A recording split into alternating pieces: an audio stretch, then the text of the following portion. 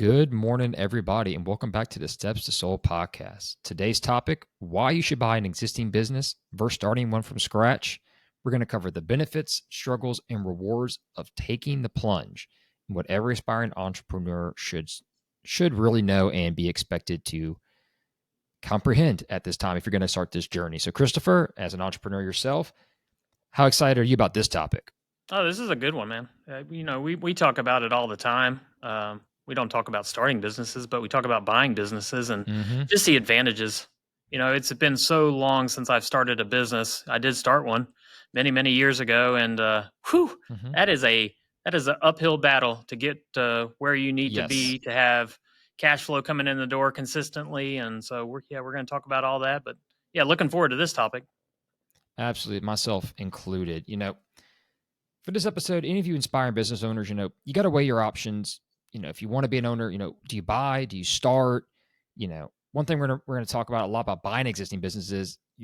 I believe it's smarter. It's a faster way to success, and honestly, a more secure path than starting from zero. And we're going to cover all the metrics on why starting is tough. We're going to cover all the different angles today. But here's the one thing my dad always talked about when he started his company. Two entrepreneurs walk in a room. One buys a profitable business, and one starts from scratch. Guess who has customers, cash flow, and staff day one, right? All right. I mean, it's nice to have those securities. You know, Trade-offs, yes, you start your own company, it turns into Amazon. Who wouldn't love that, right, Chris? Be a multi-billionaire. But let's be honest, that's probably not going to happen. Yeah. And honestly, the startup costs, most people don't realize how much it goes in like just upfront costs and time and headache to get a business started. Whereas when you buy a new business, there's different headaches, but they're what I prefer to think of as more manageable headaches.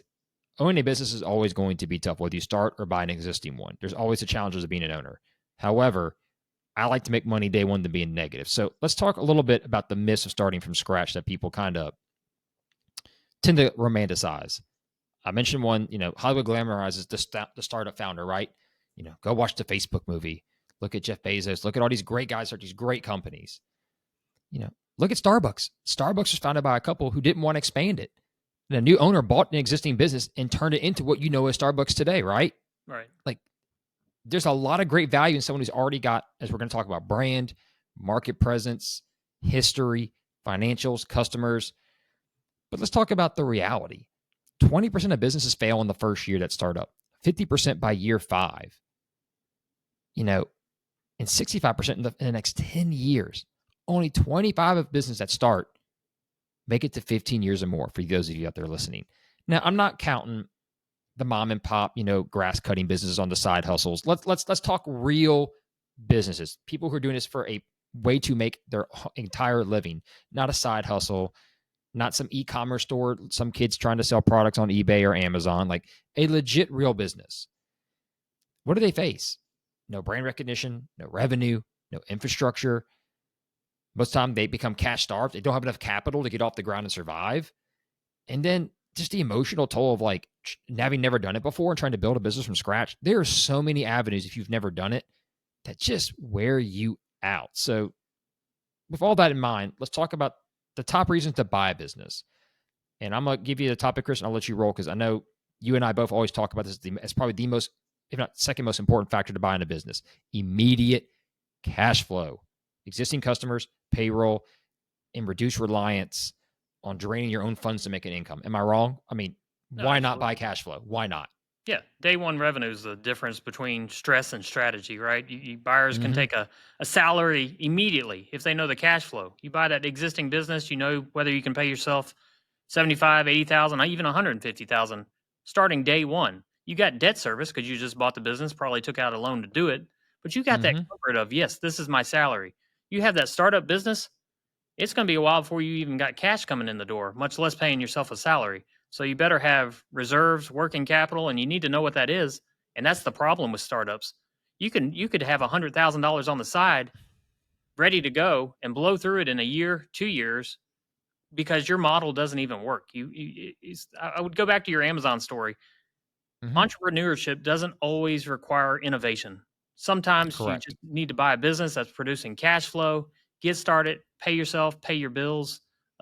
Total difference between startup and buying that existing company. I agree. And one thing I'd add to that too, besides immediate cash flow, you have equity in something already that you can leverage. When you start from scratch, often there's 100 things you're signing on to get started, and you have nothing to start with, and that is so hard to get. And we'll cover some of those other difficulties. I'm not going to jump ahead here, but let's talk about the next main topic: proven product and a market fit. Look at Starbucks. Great example. A coffee shop in Seattle has a very good coffee product. A great, the model works. This coffee shop makes good money. It's got a good product. Everybody likes it.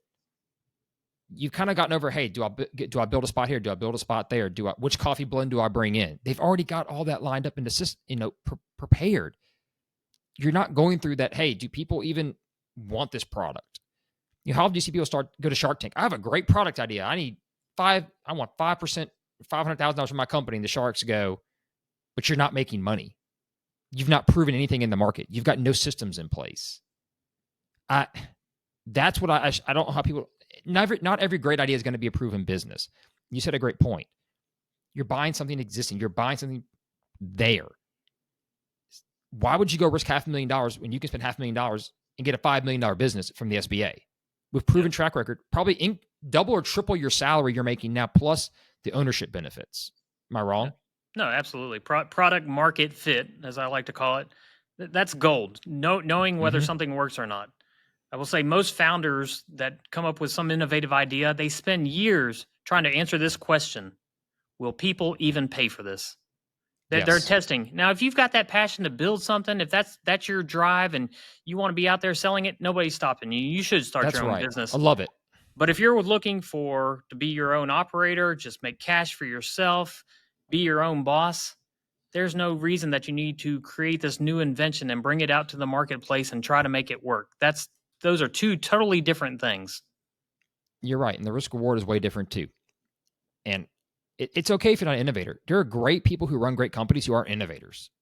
And then there are the mavericks, like the Mark Zuckerbergs of the world, who've taken products, the Elon Musk of the world. They're both entrepreneurs. They're different types.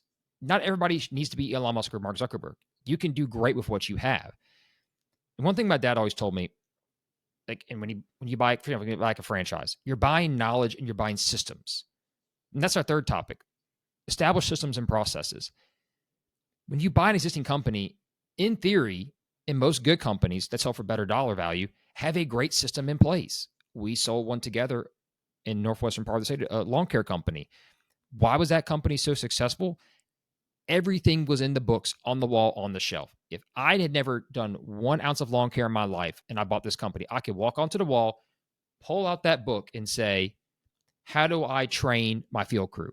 How do I handle selling the equipment? The staff was trained, the systems were in place, and allowed for better scalability, but also the headache, right? I mean, what didn't make that appealing to any buyer that came through the door? Yeah. We talked about cash flow. That's one thing you're buying is immediate cash flow, but you're buying time and structure, right? Everything's already been set up. And what do I mean by time? You don't have to spend this time figuring out how to do this. It's already been done for you. That's what you're buying. And as long as you can leverage that to where you can make the debt service and still make the positive cash flow, there's your time coming back to you right there. A well-run business, what does it include? It often includes the vendors. You've got customers in place. You've got those relationships. And the software has already been integrated. That's huge these days. I know in one of my businesses. Changing by the minute. Yeah, exactly. One of my businesses, half my business is that software that we use from a vendor.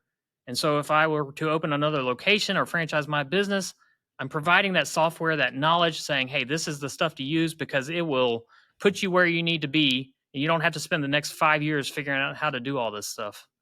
You're not wrong. And those systems, often there's 100 vendors out there. Knowing how to use the right vendor, which ones integrate. We talk about our CRM that we use for our network, finding the right new vendor. You had a previous one, a new one came up. We moved on to it, and it's been great. Those are things that you don't know. And if you're going to start a company, are you going to leverage say you take all your savings to start this company? Are you going to leverage on a vendor you've never even heard from or worked with or have any experience with? That's a big gamble. Man, knowing that I've already got this entire CRM in place, ready to go, that's one less headache. It's already scheduled into the billing. The payments are already set up. You know how much it's going to cost. You know the ups and downs of every vendor. That's great. And that kind of leads to the next spot. Besides just the systems in place. The next big topic is trained team and institutional knowledge. When you buy a business, you're getting, in most cases, a very well-funded and trained team. You're also getting, with the proper structure, the knowledge of the owner. Now, you can't just do a data transfer like a USB plug from the owner to you. But man, having that guy that's been there for 10, 15, 20 years, who's seen just about everything, who wants his baby that he sold to continue on, that's great. That is fantastic. That is almost worth more than you can imagine. You almost can't put a dollar amount on that. And especially in the more specialty trades and specialty businesses, that's a rare amount of knowledge. And if you want to be successful, that's helping you skip the learning curve, right, Chris? What could take you 5 years to learn that knowledge, you're getting in 30 days. That's like getting an MBA in that business. You can't pass that up. And it leads to the next major topic too. Existing businesses are easier to finance, especially with SBA loans. You go to a local bank, want to do a startup, they're going to look at you and go, okay, how many assets do you want to give us? How much do you want to leverage, right? Conventional banks don't like making conventional loans to buy businesses. We've said it 1,000 times on the podcast. We're going to say it again. Good luck. But SBA does. And even for some startup cases, like for example, franchising. What did we just talk about? All the points we just made: proven model, systems, sources of income. They're looking at it as a proven business model, even if it is a startup. But even for existing businesses, SBA is the most impactful tool to entrepreneurship in the entire world. I will go on record stating that. I talked to one of the biggest Sunbelt offices in Canada, Greg Kells, and he said, I wish we had the SBA in Canada.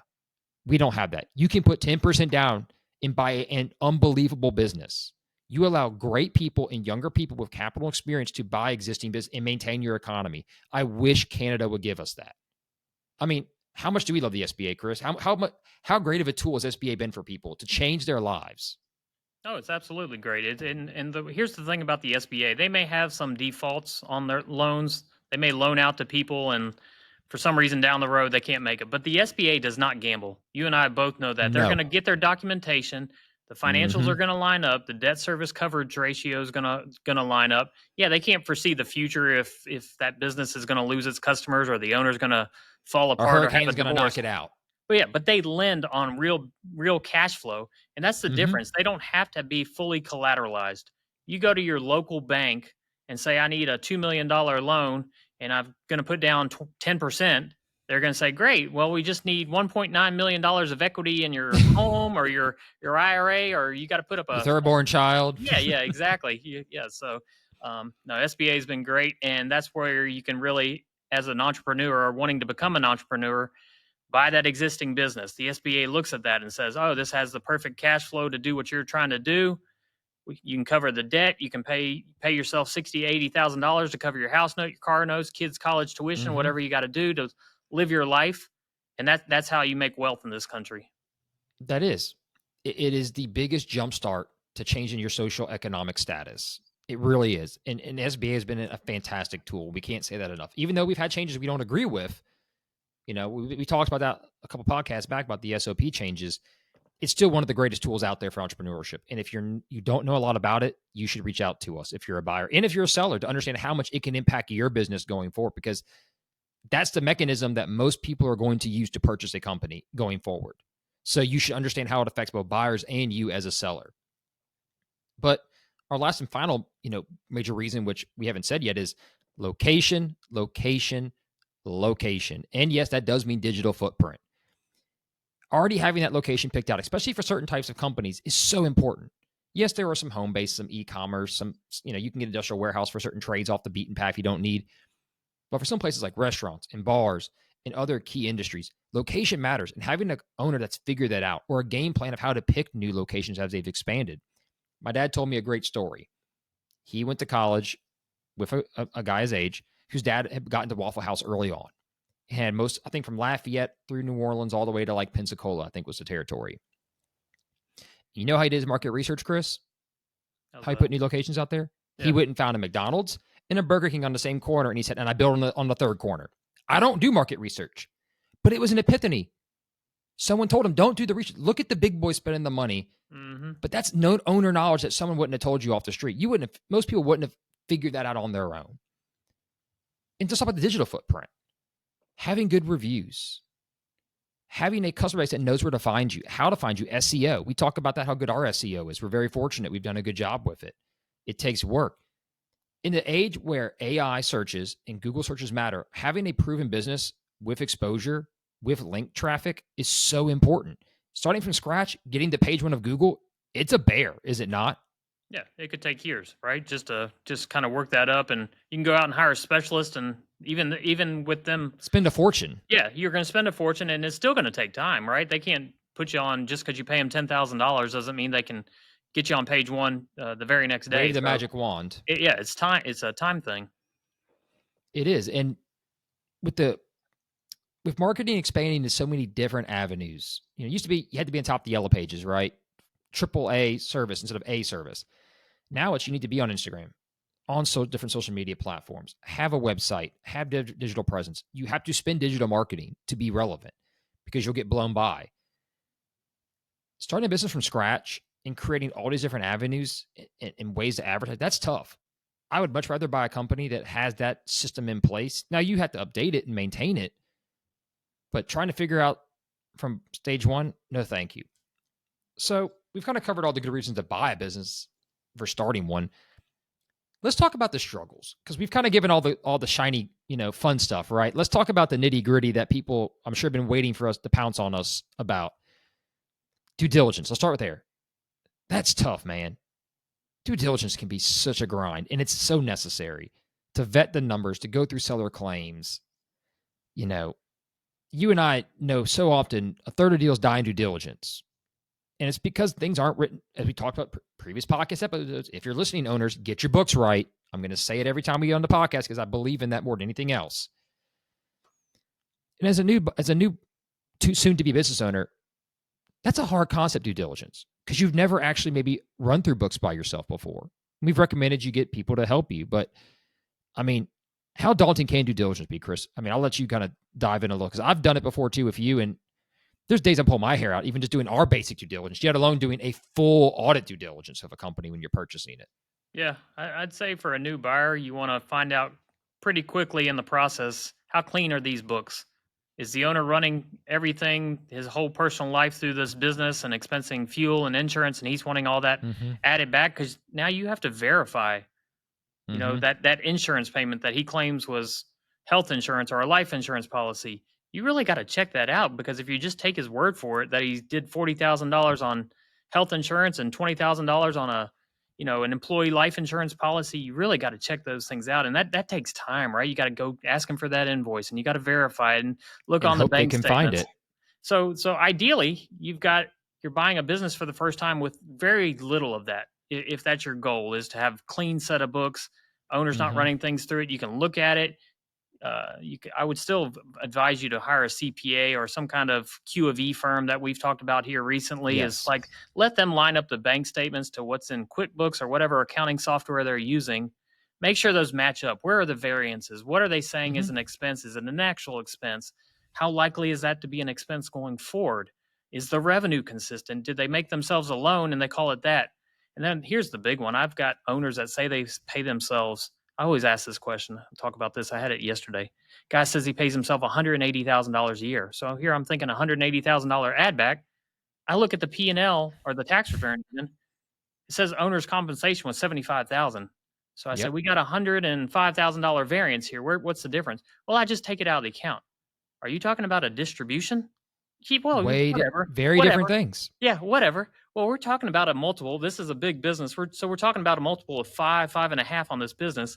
So you just kind of skewed the valuation, maybe $500,000. But it matters. It's kind of important to know this stuff. But yeah, so clean books also means, I think by clean, we ought to clean that up of what we're talking about. It's like how much stuff is actually flowing through this that is not authentic, or is not to the operation of the business.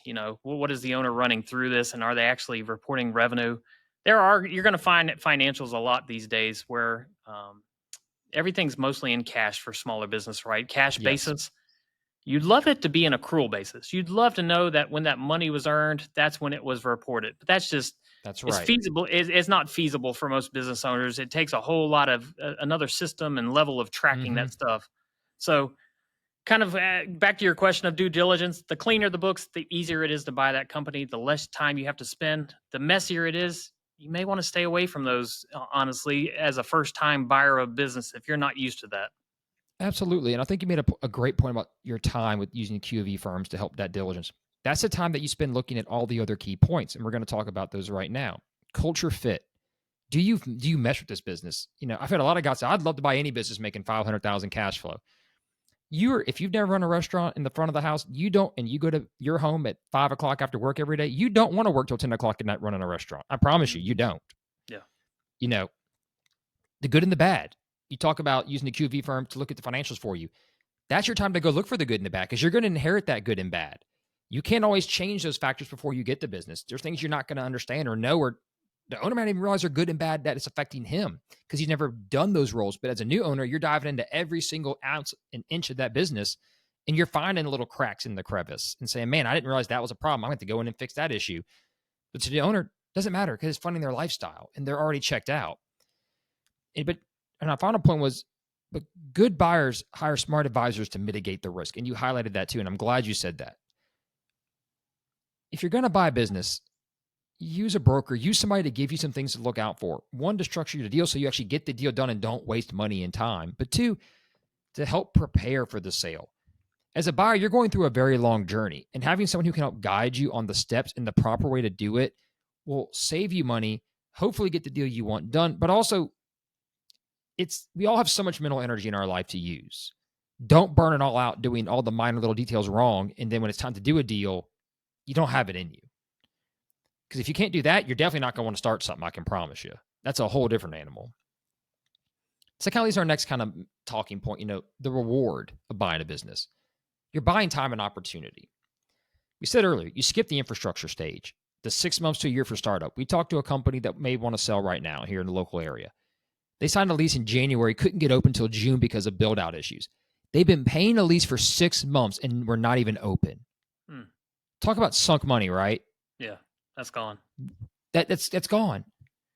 On top of that, if you have a 3-year lease, you've wasted 6 months of that lease and not generated anything to cover that cost, and you've just sunk money into a hole.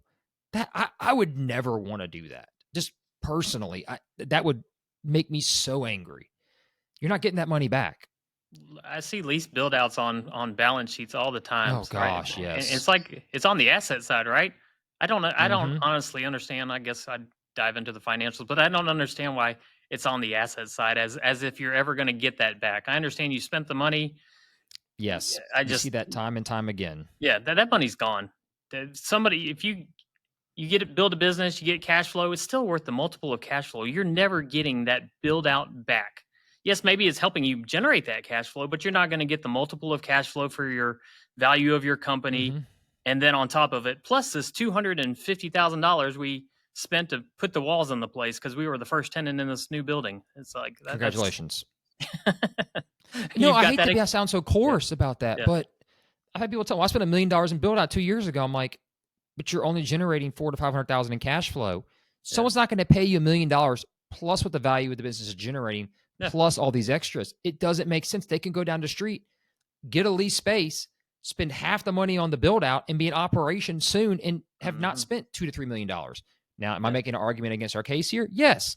But that's where owners have to be realistic too. And that's also part of the process, But the biggest thing buying your time is you're starting day one running. We talked about ownership, the transition. You've got the team in place.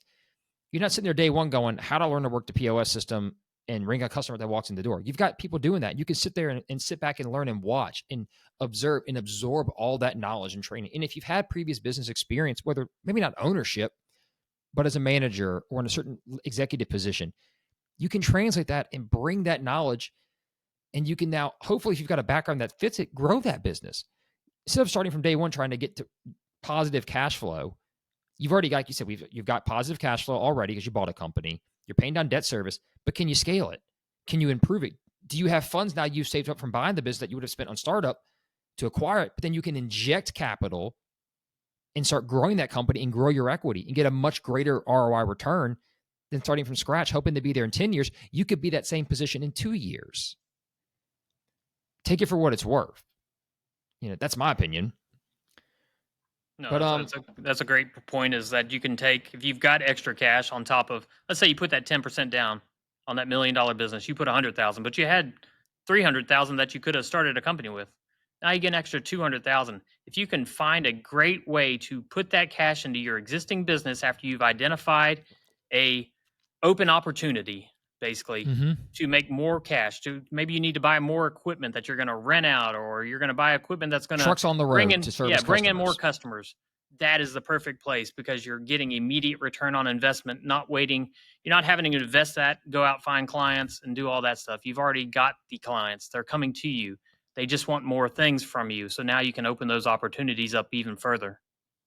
And you said the keyword, if you have the money, and then you forgot to add the annotation, if the wife will let you spend it. Because we all know how our wives are. And if I told my wife I was just throwing through the money, she'd look at me like, are you nuts? See, when you get One to thing my we age, didn't you just mention. stop asking. When you get to my age, you just stop asking. Yeah, I should learn to ask forgiveness later, act first, but I have yet to learn that Yeah, hard lesson in life. yeah, you'll learn. But I will say one thing I forgot to mention that brought up a second point in my head that I really want to touch on. When you buy an existing business, especially with SBA 10% down, often you don't have to bring in outside investors to own equity of your company. When you start up and you need more and more funds, you have to leverage equity for cash. Look at Shark Tank. You buy an existing business and you can afford it yourself, you control your own destiny and you control your own equity growth. When you have to go out and try and start a company up and you don't have any money, you have to raise funds, you're giving away equity you're never going to have to pay. Eventually pay someone one to get it back, which it costs more money down the road. And you could say in theory that's the same for an SBA loan with a buyer, but you've already got cash flow coming in. You can start metrically, you can structure that in. When you start with an equity deal from ground up, the owner's going to want their full return and they're going to wait for it. Yeah. So in theory, buying an existing business with the right setup, especially using SBA, you're not having to leverage any equity with anybody else, which is wonderful. It's a wonderful way to grow your wealth. Yeah, those equity deals can get ridiculous too. I've had several where I've run into this scenario where you're not just, let's say you get somebody that puts in, they buy 20% to help you out. You're paying them profit every year, they're 20% ownership. Sometimes they're even set up like this, where you're paying them back as a loan for their 20%, Yep. and then you still owe them 20% when you sell the company or do something you want to buy them out. It's like it's literally loan sharks almost. Like I got to pay you almost it's in backdooring triplet. you. Yeah, it's triplicate. I got to pay you on profit. And Gotta then pay if you you got to back get a your loan to loan. pay them off, you're Yeah. paying 3 times back to get what you should have had. Yeah, yeah. So careful about those out there, guys. If you ever run into a situation, give us a call. But you're not wrong, Chris. And speaking of things we were just giving some tips on, let's give some broker tips here for first-time buyers because these are something that I always have a passion for. And I say this, don't buy on passion. Buy what fits. Don't look at just cash flow.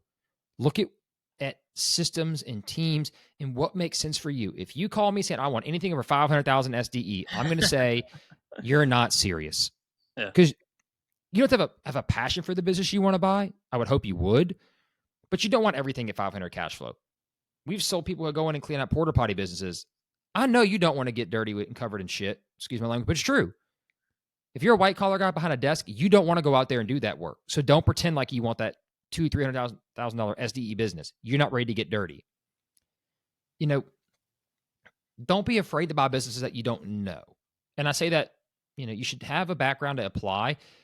It's okay to learn a new business, but make sure your experience lines up with how, one, if you can scale it, and two, do you think you can absorb that? For example, if you've never done HVAC before work and you don't have a mechanical contractor license, you probably shouldn't buy an HVAC company where the employee holds the license and holds your fate in their hands. Now, could you maybe you're a seasoned executive and you're good at marketing. Could you go buy a promotional products business where maybe you don't know the ins and outs of promotional products, but you understand marketing and you understand how to scale and grow. And now you've got a base of customers and how to reach them more. That's a good overlap. Yes, it's a new industry, but you can apply your skill set to it and grow it. There's tons of businesses like that. But you have to be willing and open to listening to brokers. Because here's the biggest thing I'll tell you too. If you're looking to buy a business or starting one, you can start a business anytime, anywhere you want. Pick exactly the niche product you want. Just keep in mind, when you go to buy a business, you're buying what's on the market. And that can vary what inventory is out there, what availability, and as some of a drawback, what the interest rates are. So understand all those other factors do conclude what's available. But don't be afraid to pull the trigger when the right one comes up. And I say that. You have to have the stones to pull the trigger. And if you don't have that negative committed capital, don't go out venturing. Because once you've told a broker 4 times that's not the right fit, meh, if I find little bitty things wrong, you're going way down our list. Because you've now shown me you're not looking at good detail. You're finding excuses, and you're afraid to pull the trigger. You're big talk, no game. You don't have to buy anything that I show you. I'd rather you be 100% right before you make an offer anything that we show you. But know what you understand the deep down what you really want and explain that to us so we can put stuff in front of you that makes sense. No broker who's helping represent a seller is just going to hand over your financials to go audit because you feel like looking at 25 businesses and you're going to pick the right one. That is not the way to go about doing it. Narrow the list down, get some parameters, and work with us. Because we may not have anything in those parameters today, but we can say, hey, I know Jonathan is looking for a staffing company in this range. We may not get the exact fit, but when it comes up, be prepared to act. Right? I mean, I can't say it any clearer than what I just said, Christopher. No, you nailed it. I will say exactly that. I've got guys that ask me all the time about my oil and gas business listing that I got right now. We've had hundreds and hundreds of inquiries on it. First question is, do you have oil and gas experience? And half of them say no. And if that's private equity, yeah, sure, maybe I get it. You guys want to get into that operator. Yeah, you want to get into that sector, you're going to find somebody. But if you're an individual and you don't have oil and gas experience and you're reaching out about an oil and gas business just because you see it makes $1.3 million in cash flow, you're probably not the good fit for that business. These guys have been in this business. The owners have been in it their entire lives. And that's the experience they have, and that's what they need to make this profit. You come in as new guy, it's just not a good fit. And so I ask them to explain why they're looking at it. And half the time I don't get answers back. And then when I do, it doesn't really line up with real world experience in buying this business. So to your point, find something that works for you, something that you can explain why it would be a good fit, and don't just chase cash flow. It's not a good look for buyers if you're going to continue this journey, because brokers will, yes. I wouldn't say we blacklist you, but I like your point. You'll move further down on the list. You're not my top priority to find a business for if you've looked at 10 before and said no on the first thing that comes along, because, first red flag pops up. No, you're right. And I know that sounds harsh to people listening, but our job is to help the seller sell the company. And they don't want everybody, Tom, Dick, and Harry, looking at their books just because they're interested. They want to go through practice sessions with your books. That's their proprietary information. That's not something you practice with. You want to practice, go to MBA school, go to business school. This is not the place to practice. And I think buyers need to understand that. Yes, you're asking, but the seller's giving you a lot of proprietary information. So if you're not 100% serious and it fits what you're looking to do, don't treat it like, oh, it's a piece of paper, I read it, on to the next one. This isn't speed dating, for lack of a better comp. You need to really know what you're looking for. Yes, you need to get exposure to find what's out there, but you're lucky. You're in the modern era. You can go on internet platforms and see hundreds of businesses for sale and get a ballpark idea.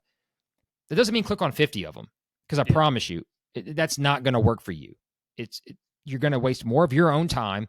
We talked about saving time and effort. Now you're burning the same hole the entrepreneur is trying to start a company, but you spent 3 years looking. Never begrudge anybody for looking for the right one, taking their time. I will stress that. I am not saying you have to look at something, but please do your homework. Because when you buy this company or a business, you have a lot of work ahead of you. Be prepared for 68, 70-hour weeks, because you are now in charge. It is now your responsibility to your family, to the workers you just took over, and to the legacy of that former owner to maintain this business and make it better. And if you're not committed to doing that and putting in serious hard work, do not start this journey. Do not waste everyone's time. Just don't. That's a tip. That's my final tip. This is not to scare anybody off. And if you want something without those headaches, maybe consider a franchise. There are a lot of great franchises out there that give you the systems and methods in place to help you get started if you don't want to take the full plunge of a privately owned company like that. That's fine. There's a lot of great franchises. I'm just going to ask you to do your diligence, call as many franchisors on the FDD that they give you, and understand your market. Just because Subway did great on College Drive in Baton Rouge, Louisiana, does not mean Subway is going to do great on Highway 22 in Springfield, Louisiana. You're not going to get the same numbers in a town an eighth of the size of Baton Rouge on a major highway market with traffic 24/7. Use common sense, people. Use that. I'm going to stress that. Use common sense. But there are great franchises out there. Some I wouldn't touch, some I would. We could have that's actually a great topic down the road, Chris. Let's do an episode on franchising, all the tips and tricks, because we've sold a lot of resales over the years. One of the biggest preferred resale vendors in the country for a majority of franchises. Why? Because we sell them as a business and we understand the value there. And also, I own a franchise, so I got a little insight for all y'all out there. So stay tuned for that episode. That was a really good teaser, Chris. I should do that more often, guys. I'm sorry. I failed you, my listeners. However, though, final part I'll leave here is, and I'll let you add some words too, Chris, because I've talked a lot today, and that's my fault. I'm a talker. The biggest change in your life you can make is to be your own boss. My dad always told me this, rest in peace. Being your own boss is going to make you crazy some days, but the rewards you're going to have, the financial freedom and the ability to be with your family when you want to be with your family. Yes, you're on call 24/7. Don't deny that. But the financial reward it gives you to live your life, it outweighs every single headache you're going to have. And I would dare to say, Chris, I'm speaking for you too in that regard. No, absolutely. What are people doing, even starting a business or buying business? What are they absolutely looking for? Yeah, they're looking for cash and all that, but they're looking mostly for freedom. Yeah, control and freedom. They want to get out from working from this guy or that woman or whoever. They want to own their own destiny. They want to control their time. And I will say this, freedom doesn't require reinvention. You don't have to be innovative. Often just requires the courage to take that next step. Try to make something better. Buy that company. Make it better. You can't buy that company and keep it the same way it is because costs are going to increase. Insurance is going to go up. Eventually, you got to make changes. The market, the world changes. Yeah, you got to make changes. You got to make it better if you want to buy a company. It doesn't have to be huge changes, but you got to work at it. Mm-hmm. If you want to own your own time, you want to build wealth and take control of your life, buying a business is probably the fastest way to do it. Leverage 100%. That SBA. Take the advice that we're giving you of how to do this and start researching that if you hadn't already. If you're truly interested in owning a business, start looking at SBA. What's that require? Reach out to us. I'm happy to talk to a buyer about no business in particular. If you just want advice on how do I do this, and then start the process. That's right. We'd rather educate and help you because we want to see small businesses stay around this country. I find that a passion project. I find no greater, enjoyment in this job. And my dad said the same words. The psychological enjoyment of seeing somebody who worked all their life to build a business, even if it's 10 years, 20 years, get to pass it on, help someone keep their job, people keep their job, and maintain it part of your community. A lot of these businesses you've frequented. We all need small businesses like ours to make our economy grow. And that's not some patriotic speech. I'm waving the flag here. Your community's built it's the strongest as weakest link. And small businesses are the foundation of your local community. Unless you want to rely on the Walmarts and Amazons of the world, which I don't want to, it matters. So you're doing yourself a service, your community service, and honestly, you're helping benefit yourself. And a friendly reminder, you can always sell the business. Get into it 10 years, you want to do something, sell it. But now you know what to do. You know how to, you bought one, you know what a buyer's going to look for. You know how to get a return on your investment. That's awesome. We've helped a lot of people buy a business, and then 10 years they call us, say, hey, we bought it, we loved it, we want to do something new, we're ready to sell it. And they made a return, plus they lived a very good lifestyle out of it. Life only gives you one shot. That's not a bad way to live it. And on that note, we will wrap this episode up. We appreciate all of you for listening today. I'm Brandon Bourgeois. That is Chris Sater. As always, if you need to speak to us, reach out to us. We are here to help you. We wish you nothing but the best of luck, and we will see you next week with another great topic. Y'all take care.